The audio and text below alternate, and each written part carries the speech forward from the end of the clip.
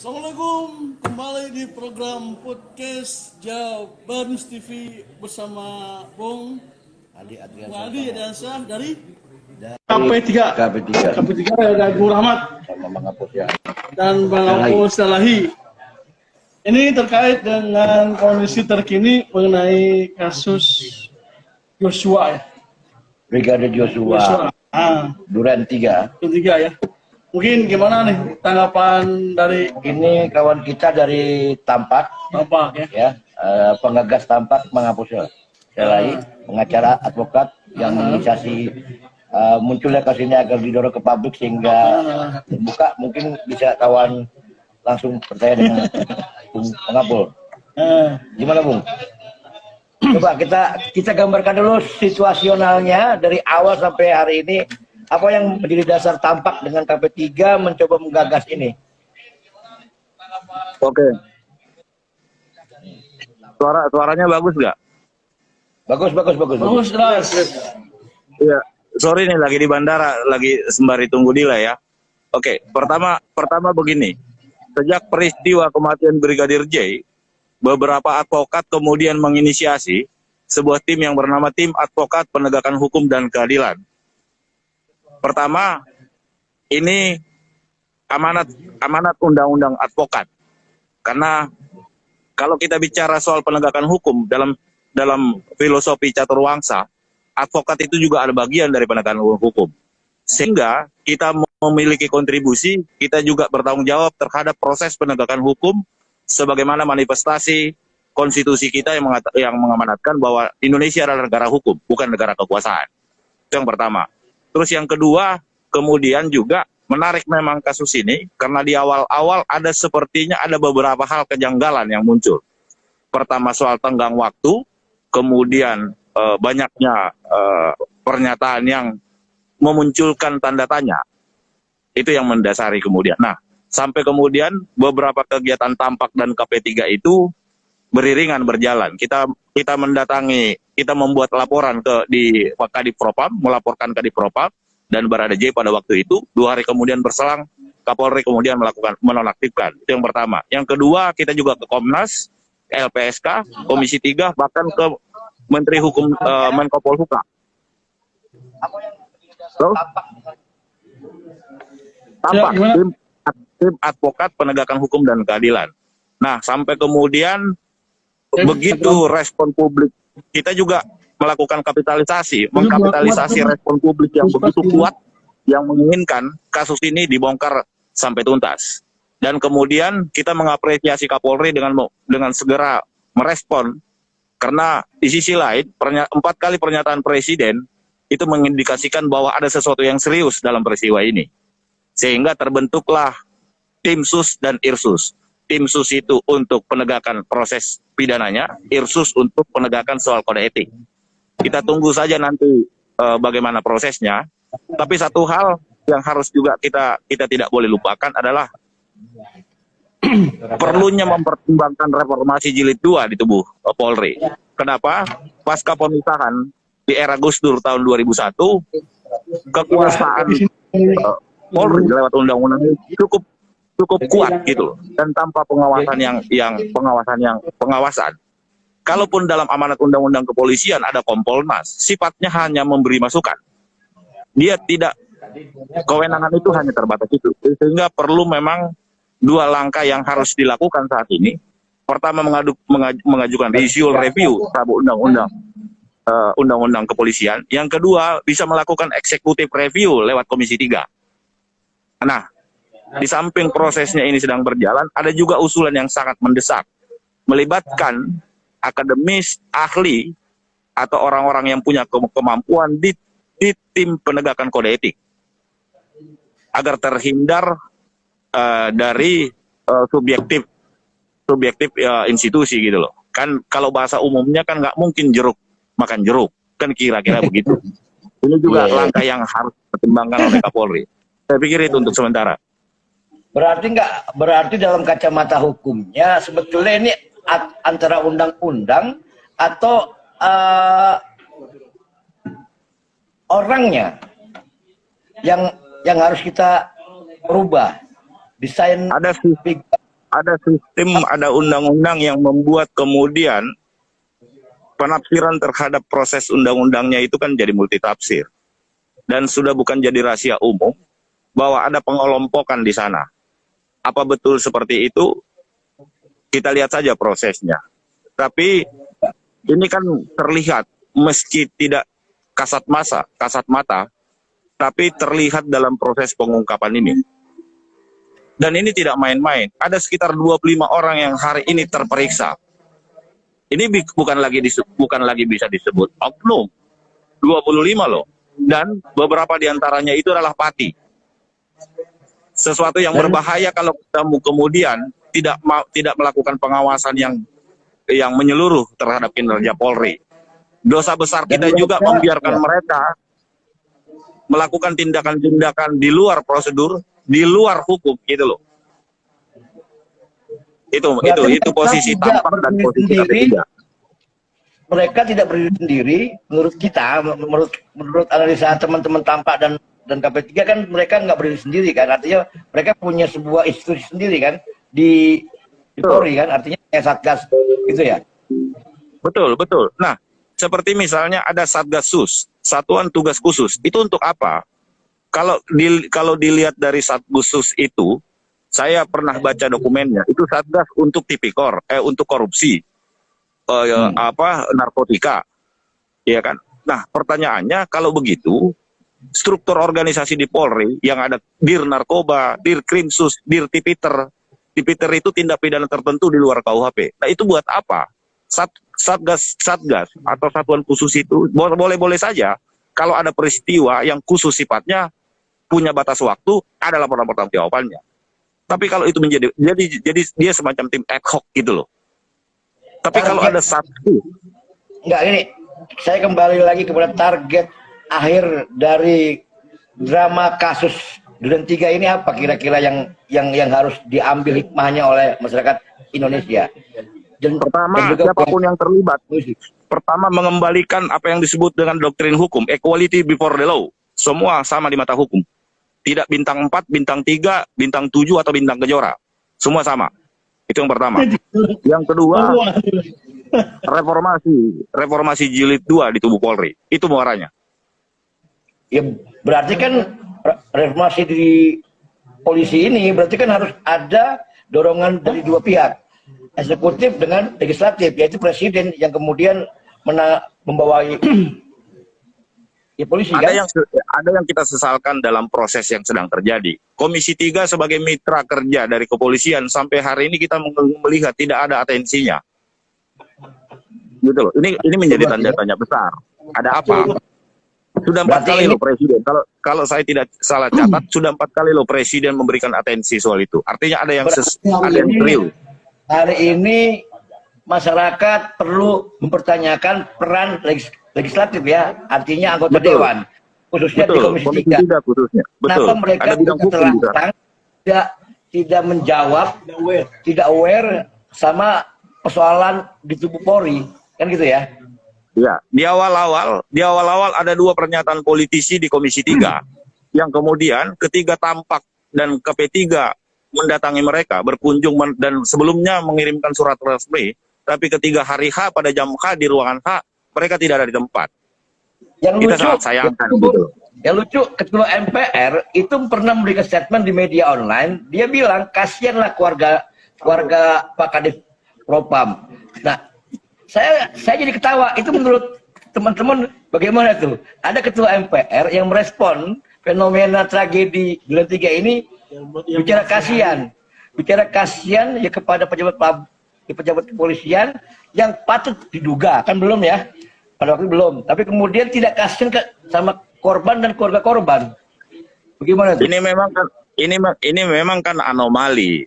Makanya peristiwa ini juga menjadi catatan bagi para pejabat pemerintahan untuk berhati-hati mengeluarkan pernyataan. Apalagi kasus yang seperti ini yang mengundang perhatian publik, bukan saja publik di Indonesia, tapi menjadi perhatian internasional gitu ya. Karena sama seperti dengan instrumen lembaga negara yang lain, Komnas, LP3S, katakanlah misalnya LP3S. Hakikat dari LP3 itu adalah memberikan perlindungan terhadap saksi dan korban. Gitu loh. Itu fungsi awalnya saja, itu sudah tidak mereka lakukan. Berarti Gitu loh. sekarang kita harus mengarahkan fokusnya bukan kepada masalah pelecehan, tetapi mengungkap motif di balik tragedi Duren 3 kan? Betul, makanya apapun motifnya, kalau bicara konteks pidana kan itu mens rea-nya gitu loh. Niatnya apa sih gitu loh. Apa sih sebenarnya yang terjadi? Betulkah ada pelecehan? Pertanyaannya, saya kembali ke awal. Di awal kan Kapolres Jakarta Selatan, lalu kemudian penyidiknya, lalu kemudian Kadif Humasnya, lalu kemudian rumah sakitnya, dokter otopsinya yang mengeluarkan hasil otopsi awal, itu kan kemudian dibantah oleh satu fenomena dahsyat dorongan masyarakat tadi ya kan? Nah, itu bagaimana? Apakah cukup dilakukan saja atau kemudian ada langkah yang sangat tegas dari seorang Listio Sigit Prabowo sebagai Kapolri? Lalu kemudian apakah cuma sampai di situ? Apakah misalnya kan berkembang nih kayak KP3 juga kayak teman-temannya bilang bahwasannya Kapolda Metro Jaya harus bertanggung jawab. Itu bagaimana itu? Tampak dan KP3 itu mendorong proses pengungkapan kasus ini, termasuk juga kepada pihak-pihak yang sejak awal mengeluarkan pernyataan-pernyataan yang kemudian bisa disebut terindikasi bohong. Termasuk juga soal menyembunyikan atau merusak barang bukti. Itu obstruction of justice gitu loh. Itu menghalang-halangi proses penyidikan itu, gitu loh. Siapapun itu. Hasil otopsi kita tunggu sembari kita menunggu hasil otopsi 2. Menjadi pertanyaan kan, kenapa dilakukan otopsi yang kedua dan kemudian dilakukan pemakaman secara kenegaraan? Artinya dia gugur dalam tugas.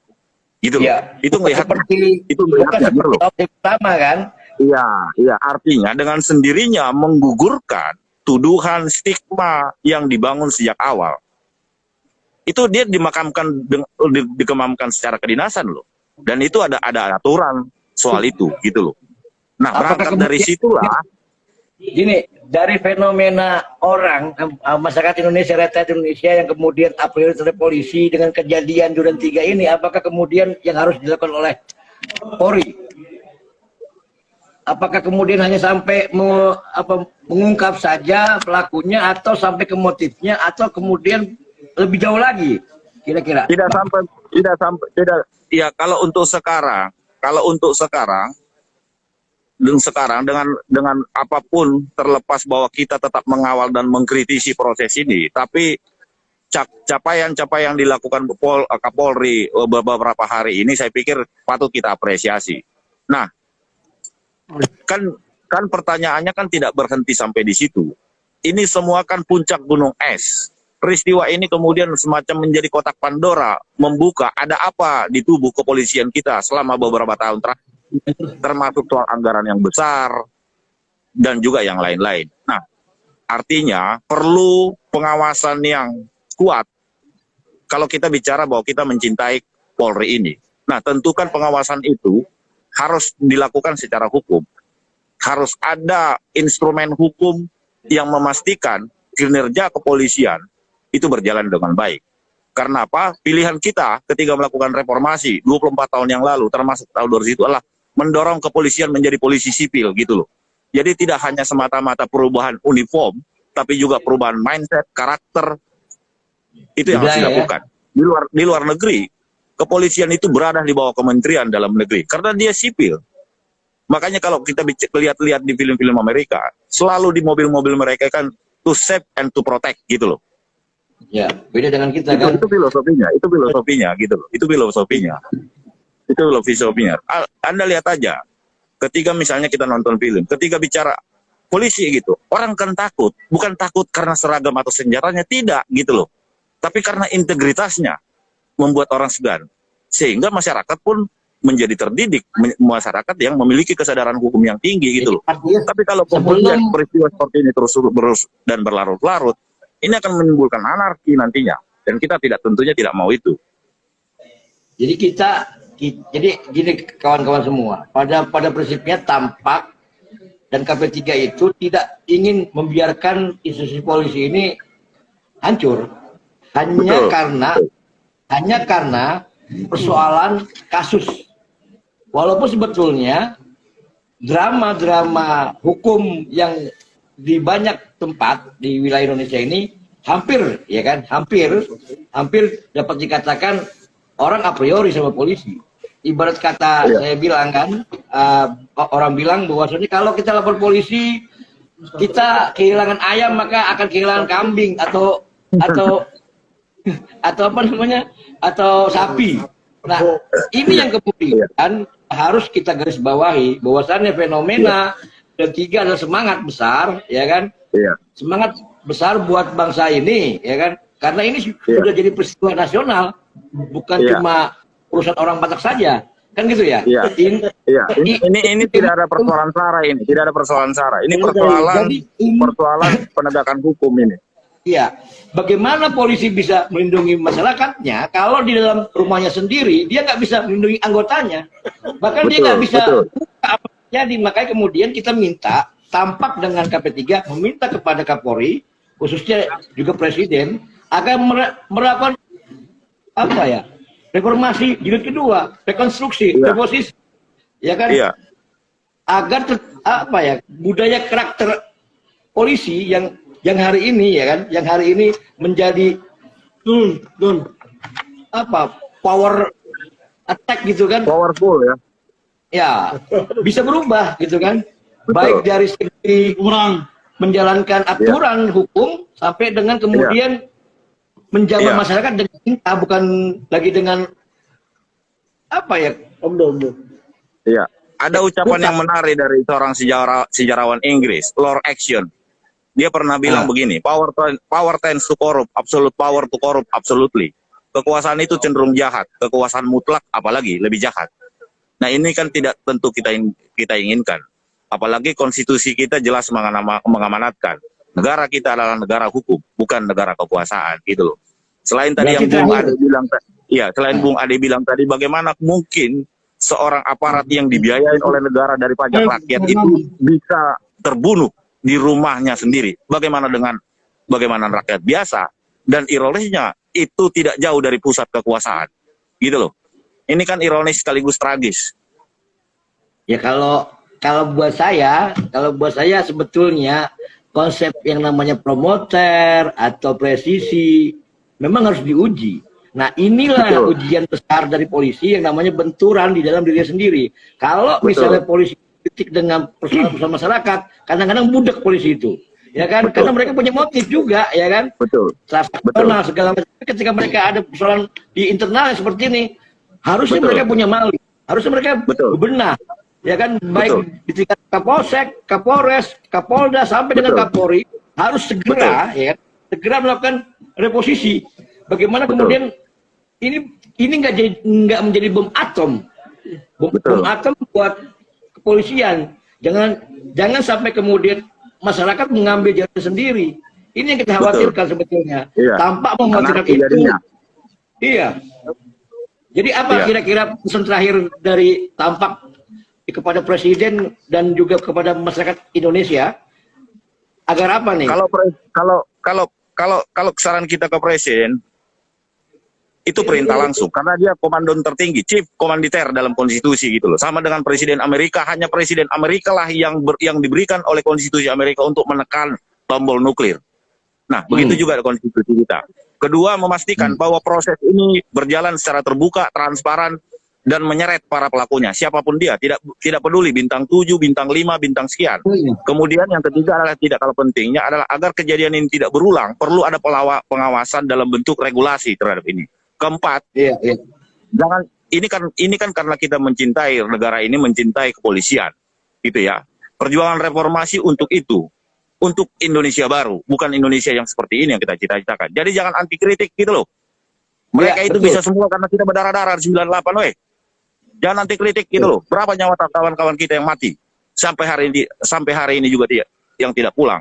Jadi jangan kritik. Kamu cuma satu. Ini karena bentuk kecintaan kita. Apakah Polri siap? Harus siap. Harus siap. Perubahan itu ada dua, dari dalam atau dari luar. Udah, harus siap. Tidak mau. Oke. Mau tidak mau, mata internasional juga menyorot soal ini. Tidak menutup kemungkinan nanti dalam forum-forum PBB yang menyangkut soal officer, police officer, itu juga akan menjadi pertanyaan gitu loh. Oke. Gitu loh. Jadi udahlah, lakukan saja secara transparan gitu loh. Ya, tegakkan keadilan. Semua juga perlu keadilan kan. Pelaku, korban itu perlu. Misalnya pelaku, dia juga butuh kepastian hukum kan. Apakah betul dia melakukan itu? Biarlah proses peradilan nanti yang memutuskan itu. Iya. Oke. Gitu, Bung. Ya, oke, siap. Makasih buat rekan Tampak. Oke, yuk, salam buat kawan-kawan ya. Yuk. Ya. Selamat sampai di Medan sana, ya kan? Oke. Terima kasih Bang Pur. Pula lagi, mau ngerokok jauh lagi. Yuk, oke. Yuk. Sip. Oke, kawan-kawan semua, kita sudah mendengar satu dialog dari teman-teman Tampak